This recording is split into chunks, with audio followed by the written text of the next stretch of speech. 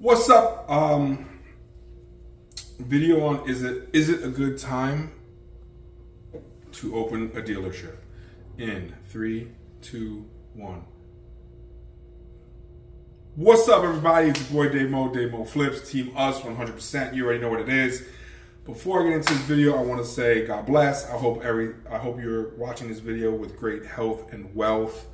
With that being said, if you don't mind, hit that subscribe button, ring that bell, and share this video. I've decided that I want 1 million subscribers.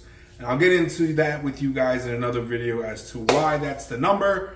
And I know a lot of you guys are like, oh man, this guy's only got like 1,000. He's crazy.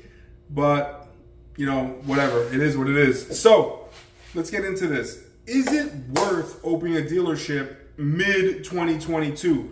This video is coming out in I think, late September. And I know you're hearing the stories. Repo is all-time high. No one's got cash. No one can sell cars. All this nonsense, right? I think it's a great time to open up a dealership. Did I open up my dealership? No, I did not. I was denied. I got into that whole story in a previous video. But to recap real quick, the building that we wanted to use didn't pass the inspection because of the height requirement.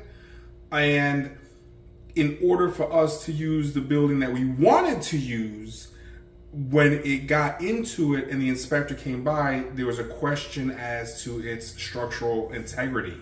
You start saying stuff like that, you're talking thousands of dollars to rebuild. At that point, it just wasn't worth it financial wise, because they know of the damage. So even if I didn't do it properly, I kind of did it real quick, they're still going to want to inspect it. Permits would have had to have been pulled. A lot more than I'm willing to get into. Anyway, back to the point of the video. Absolutely. What you want to be really focused on is what's going out. What's your overhead, okay? Right now, if I'm going to open up a dealership, I want it to be as cheap as possible, okay? I want, and one of the main reasons why I want to open up the dealership is to start getting my license out there, start building relationships, start working on my floor plan, start working on the banks that will finance vehicles for me.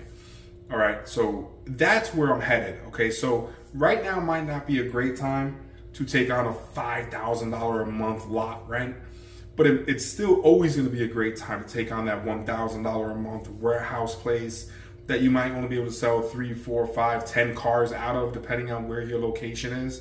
For instance, in Tampa, Florida, I found a spot that my friend rents for $1,500, and I could put 10 cars in there.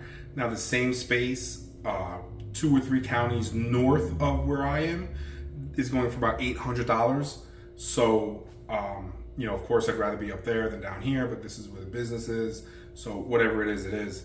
So that's number one. You want to, you know, be very, I want to say tight with your overhead. I wouldn't be going, so yeah, get the cheapest lot possible. Number 2, would I, anywhere I could save money, I'm going to try to save money. The DMS software I'm going to use, I'd probably go with Frazier. It's cheaper than Wayne Reeves.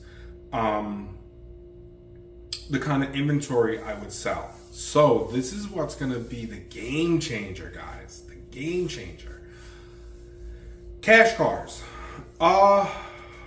Depending on your lot size, right? I just told you guys that I would get a warehouse, and if I could only have 10 cars in that warehouse, I don't know that I would want, I don't know that, there's a customer just rolled in here.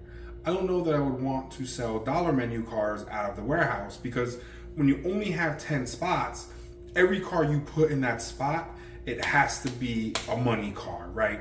So I don't know right now, with the way a lot of people's mindset is like, oh, I don't want to come off this money right now. So, you know, it's kind of a rock and a hard place. And even people that have never really wanted to finance cars before are trying to finance cars because they're trying to keep that actual money in their pockets, right? Because once let's just say, hypothetically speaking, you have, let's get to this later. So I wouldn't go with cash cars, right? With the amount of repos that are going on right now, I don't know that banks are going to continue to lend money the way they have. Are they going to still lend money? Of course they are. Subprime lenders are probably going to get a lot stricter with the requirements, which I believe they've already transitioned to that, but I think now it's going to be even more, okay?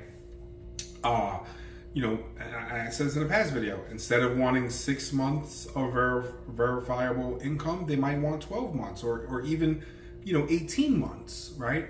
They might want you to live at the same residence instead of just having a lease, maybe showing that you've been there for a year or two. Maybe they want a certain income requirement, which they always did, but you can always work around that, okay? With that being said, I don't know that I would jump into the financing cars. And again, we only have 10 spots, okay? So what would I do? I would get my finance license and I would have 3 nice financing cars, right? And the other 7 spots that I would have would be dedicated to, let's just say, cash cars, but more along the lines of buy here, pay here cars.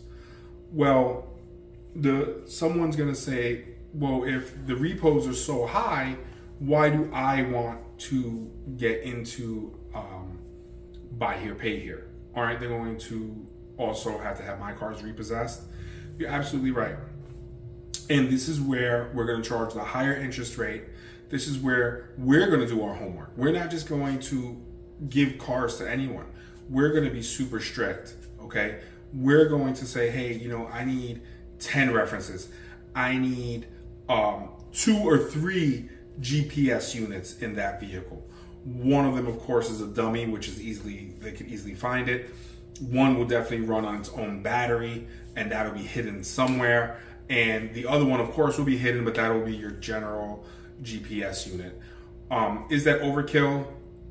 Maybe for some of you guys. For me, definitely not. I don't think it's overkill. I don't think anything is overkill when I'm protecting my money. You know what I mean? That's just the person I am. I'm willing to spend more money to guarantee my investment, right? So that's what I would do.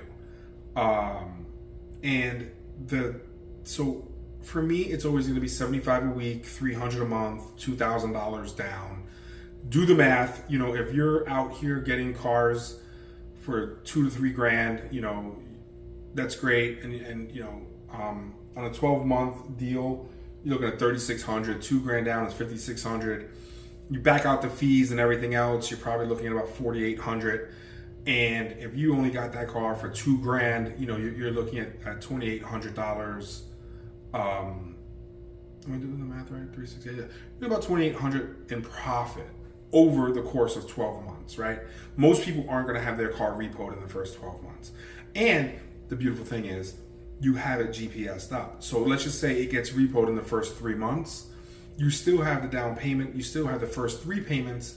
Now you repossess the car. Hopefully you're able to get the car back right away. That's another thing I'm going to do. I'm going to change my contracts. If you don't make your payment within 10 days, your car goes up for repo. So that 10-day late period is now a 10-day repo period, okay? Or whatever state you're in. Look at the minimum. Like, at what point can we repossess a car past, the window, right? 10 days, 30 days, whatever it is in your state. And that's how I would change all my contracts. So once we hit that, boom, car's up for repo. There's another guy out here that every week you got to make a payment, or every 2 weeks you make a payment. When you make that, until you make that payment, you can't start your car. You got to put a PIN code in there to start the car. So, again, that's where I would be headed if I had my own dealership. And that's, why I think owning a dealership right now is still great. Still great. You think all those people who had their cars repossessed, do you think they're just out here walking or taking the bus now? No. And guys, I don't wish this on anybody, and I'm not sitting here taking advantage, because there's 2 ways you could look at this. You could look at it like, oh, your interest rates are so high that you're taking advantage of someone who's down. And I agree with you. That is one way to look at it. Another way to look at it is, I'm financing people that are super high risk. You just came off a repossession. You just proved that you can't make your car payment. You just proved that you're not responsible, right? But yet I'm still going to put faith in you. And I'm sorry to say this, guys, that faith costs money. Why, when you go to Vegas, why does everyone bet on the long shot? Because it pays better, all right? That's the God's honest truth. I gotta go. Hit that subscribe button, ring that bell, support your boy. I do this for us. Have a good one, guys. I'm out.